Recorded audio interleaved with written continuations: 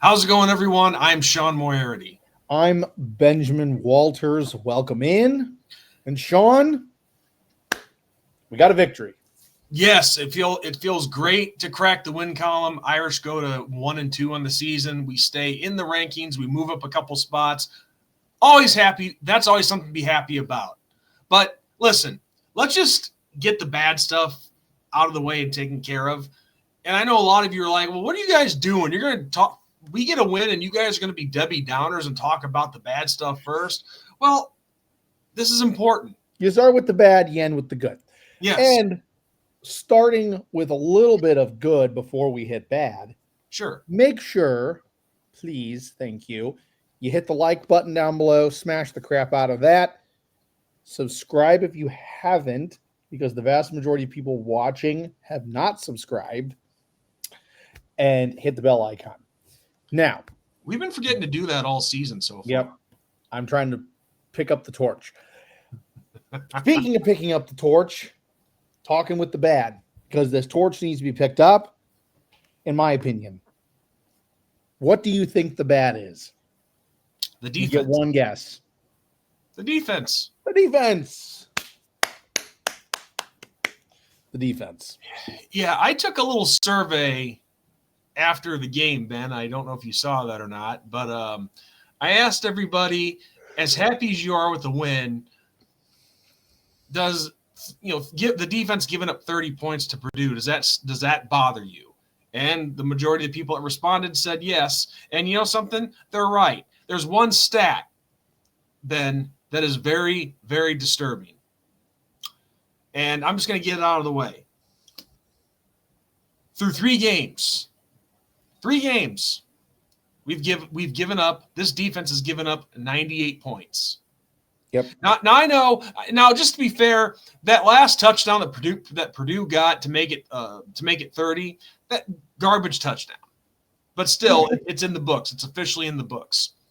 But we've given up 98 points through three games.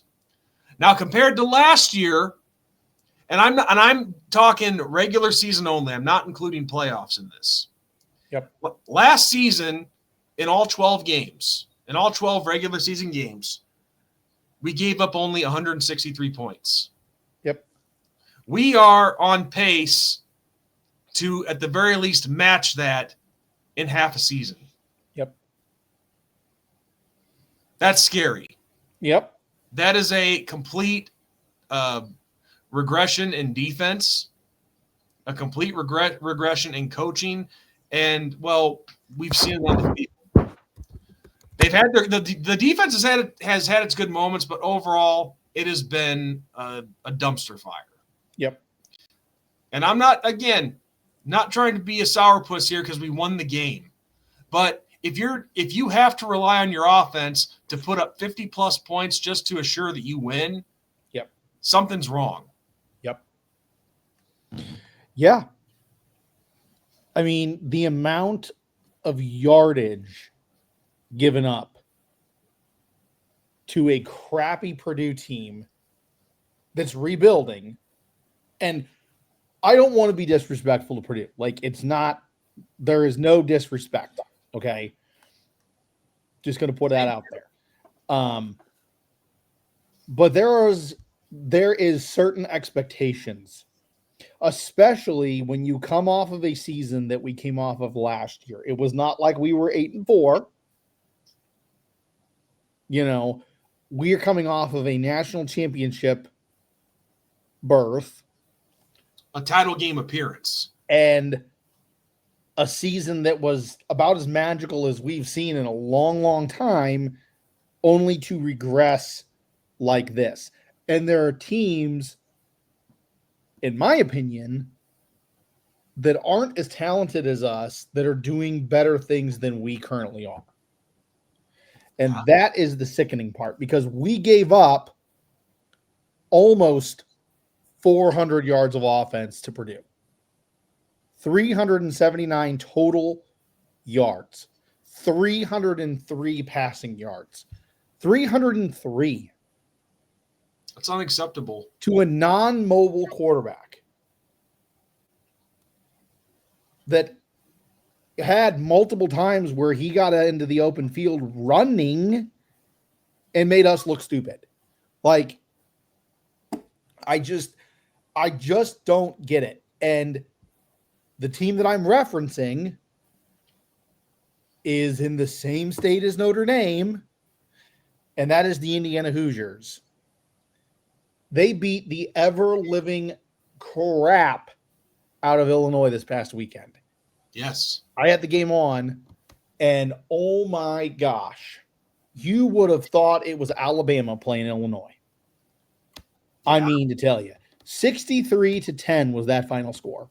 63-10. And I'm sorry, is Indiana as good as we are? Like, talent-wise, I don't think so. USC didn't even give up that much points to Purdue. And we got USC on the schedule. Yeah.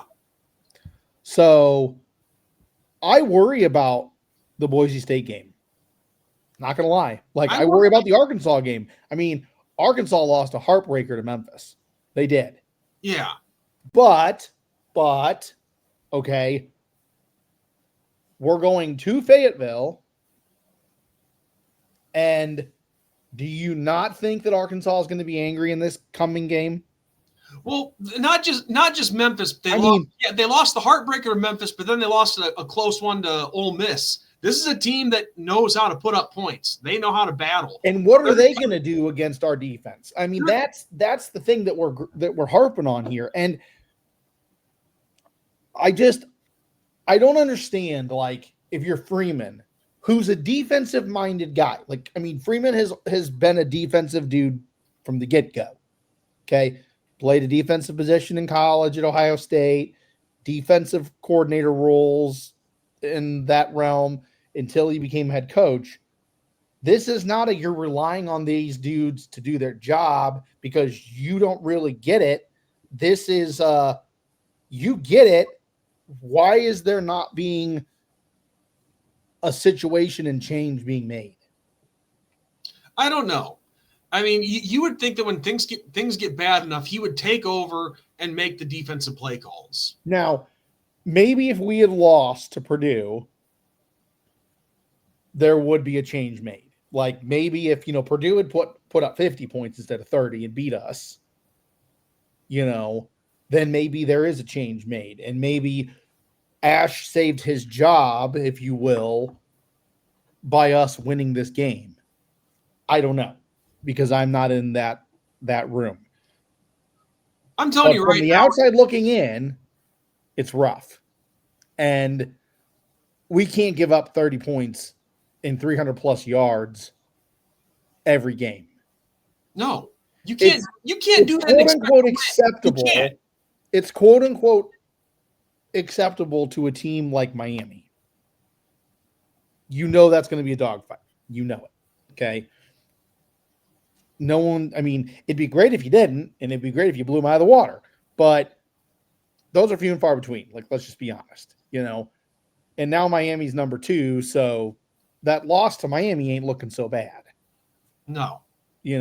But to have that against Purdue, I don't know. Well, like I said, you shouldn't have to put up 50 plus points just to beat Purdue. Right. I mean, our offense exploded anyway, which I'm happy to see, but it's just a problem.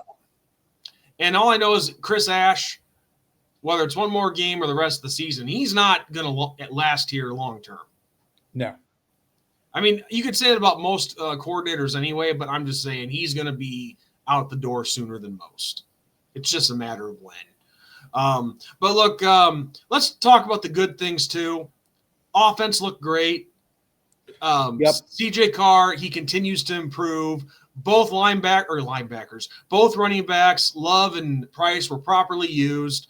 My only concern, and somebody brought this up today at work, where's Greathouse been? I don't know. I mean, is it just because of the fact that we have a veteran guy like Malachi Fields in there and Jordan Faison, who's having a pretty good year? Because really, it doesn't sound like Greathouse has really been targeted all that much. No, not really at all. No, I don't know.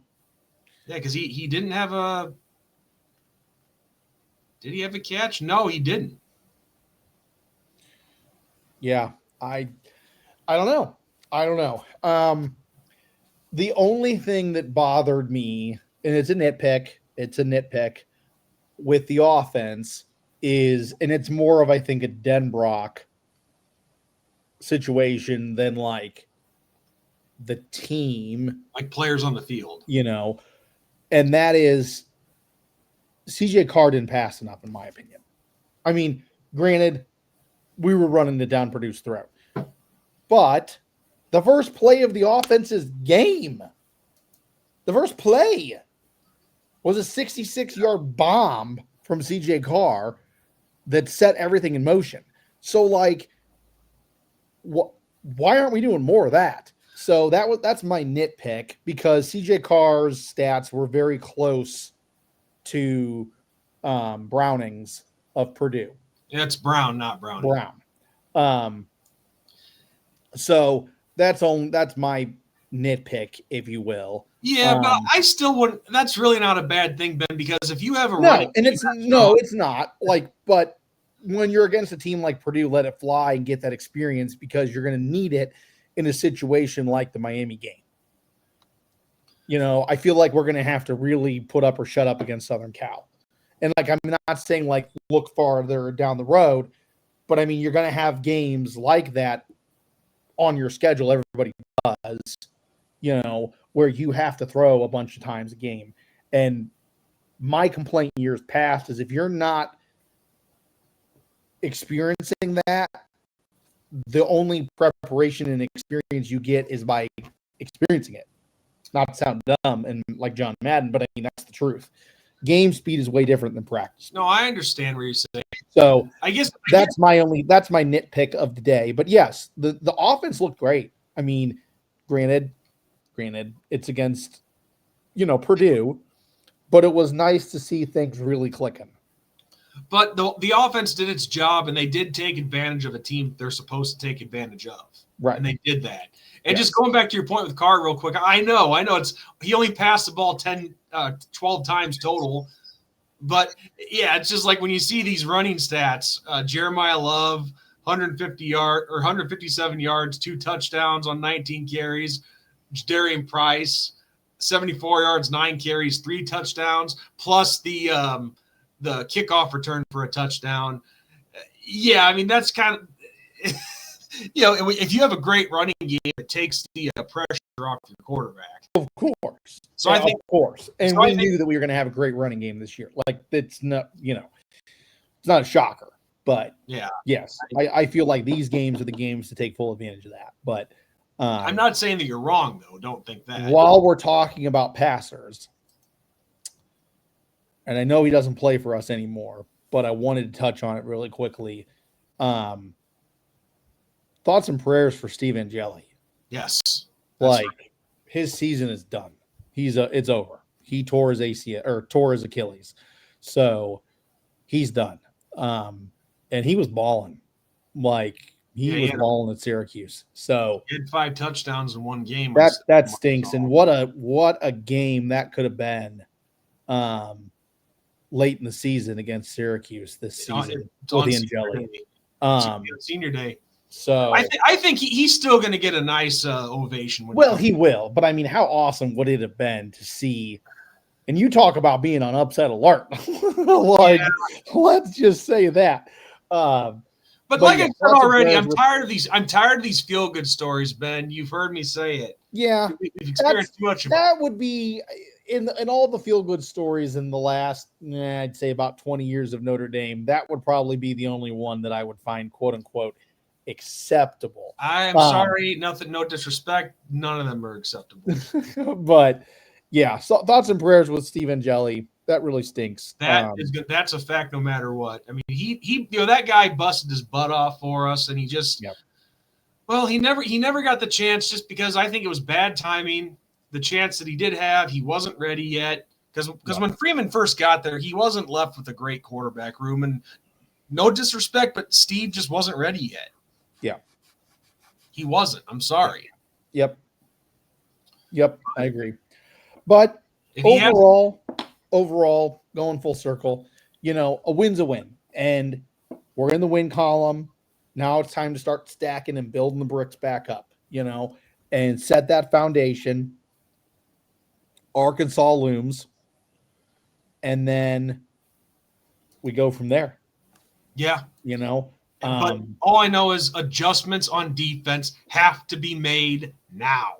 And not to like beat a dead horse, but the coverages are just too soft, in my opinion. Very. I mean, there's like a 5, 6, 7 yard cushion between a defender and a wide receiver. Now, I understand jamming them constantly is how you get burned. I get that. And everything's situational. I do understand that. But there's a reason they call it blanket coverage. So I don't know. Like I maybe I'm an idiot, but no, and I'm not trying to be a complete jerk here myself or anything. I don't know. I get it that we had some true freshmen playing yesterday or on Saturday. I get it. But still, you can't be giving up all the 30 points to an opponent that just is not that great. Right. But just like the lack of fundamentals. I mean, and listen, there's been some good moments with this defense. Don't get me wrong. Yes, there has. There's been some good moments, but they're not. For the most part, it's not been good. Right. It's not consistent enough. No. It's like a bipolar disorder type thing they have going on here. There are certain guys that have shown up every week, and we know who they are. And there are other guys that should be showing up that aren't. And that's a fact. It is. So, yeah. But the bottom line is we're in the win column. We have some momentum going. Now let's just use it and get ready to head into a hostile environment in Fayetteville. Woo pig suey, I guess. But let's get ready to let's just prepare to barbecue the pork. I'm having ham all week, baby. All week. Ham sandwiches for lunch. And it's gonna be an early start on Saturday, 11 o'clock a.m. Central Time. Sounds like the pork is being served up for lunch. Yeah. There you go. So, all right. Well, with that said, everyone, I'm Sean Moriarty. I'm Benjamin Walters. This has been the Two Irish Brothers Show. And as we always say, good night, God bless, and go Irish. Go Irish.